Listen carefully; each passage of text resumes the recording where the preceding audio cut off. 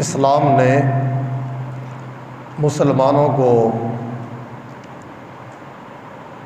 اپنے رب کا قرب حاصل کرنے کے لیے مختلف عبادات کا حکم دیا ہے۔ ان میں سے کچھ عبادات ایسی ہیں کہ جن کا تعلق ہمارے جسم کے ساتھ ہے، اور کچھ عبادات ایسی ہیں کہ جن کا تعلق ہمارے مال کے ساتھ ہے، اور کچھ عبادات ایسی ہیں کہ جن کا تعلق ہمارے جسم اور مال دونوں کے ساتھ وابستہ ہے۔ اب وہ عبادت کہ جس کا تعلق ہمارے جسم کے ساتھ ہے، وہ نماز ہے کہ اس کے اندر ہم اپنے جسم کے ذریعے اپنے رب کی عبادت کرتے ہیں اور اپنے رب کی عبادت کر کے اس کا قرب حاصل کرتے ہیں۔ اور وہ عبادت کہ جس کا تعلق ہمارے مال کے ساتھ ہے، جیسے زکوٰۃ ہے، تو زکوٰۃ کے اندر ہمیں اپنا مال خرچ کرنے کی سعادت نصیب ہوتی ہے، تو ہم اپنے مال کے ذریعے اپنے رب کا قرب حاصل کرتے ہیں۔ اور وہ عبادت کہ جس کے اندر ہمارا جسم اور ہمارا مال دونوں چیزوں کو اپنے رب کا قرب حاصل کرنے کی توفیق نصیب ہوتی ہے، سعادت نصیب ہوتی ہے، وہ حج ہے کہ اس کے اندر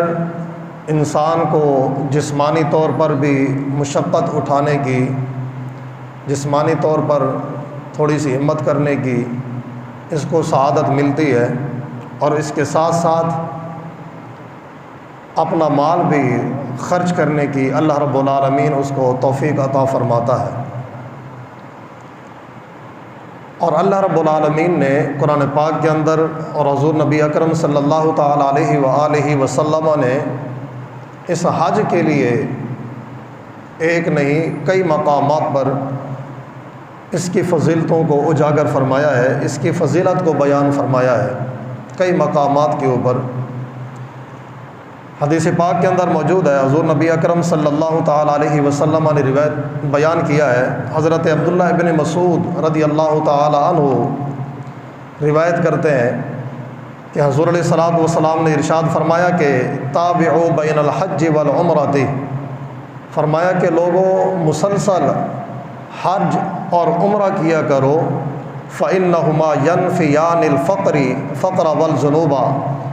فرمایا کہ یہ حج اور عمرہ یہ دونوں چیزیں ایسی ہیں کہ جو تم سے محتاجی کو دور کرتی ہیں اور تمہارے گناہوں کو بھی دور کرتی ہیں، تمہیں ان دونوں چیزوں سے بری کرتی ہے، محتاجی سے بھی اور گناہوں سے بھی۔ اور فرمایا کہ کما ینفی الکیرا خبث الحدید والذہب والفضۃ، فرمایا کہ جس طرح بٹھی لوہے کے زنگ کو،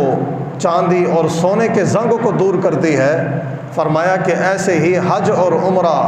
تمہیں تمہارے گناہوں سے صاف اور پاک کرتے ہیں۔ اور فرمایا کہ وَلَيْسَ لِلْحَجَّةِ الْمَبْرُورَةِ إِلَّا الْجَنَّةِ، فرمایا کہ حج مبرور کا جو انعام ہے نا اللہ رب العالمین کی طرف سے، حج مبرور کا انعام صرف جنت ہے۔ فرمایا کہ جس کا حج قبول ہو گیا تو اس کو اللہ رب العالمین جنت کا انعام عطا فرمائے گا۔ اسی طرح ایک اور حدیث پاک